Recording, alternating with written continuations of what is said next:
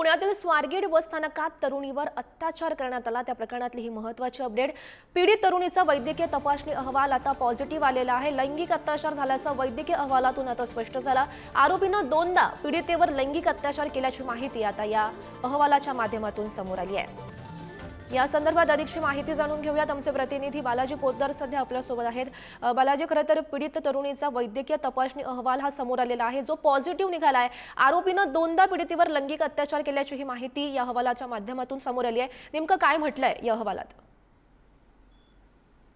Sassoon हॉस्पिटलने जो आहे तो मेडिकल अहवाल दिलेला आहे। मेडिकल अहवाल येण्याच्या अगोदर केवळ अत्याचार झाला का काही दोघांमध्ये झालं हे सीसीटीव्ही कॅमेरामध्ये दिसत नव्हतं।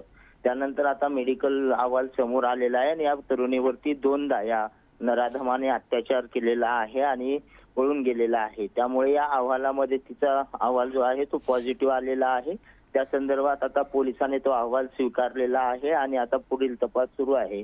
मात्र अतिशय धक्कादायक प्रकार पुण्यात घडला आणि याची चिंता आता सर्वत्र व्यक्त होते आहे। राज्य सरकार, राष्ट्रीय महिला आयोगाने सुद्धा याची आता गंभीर दखल घेतलेली आहे। गौरी, हो, नक्कीच बालाजी, धन्यवाद दिलेल्या सविस्तर माहितीसाठी।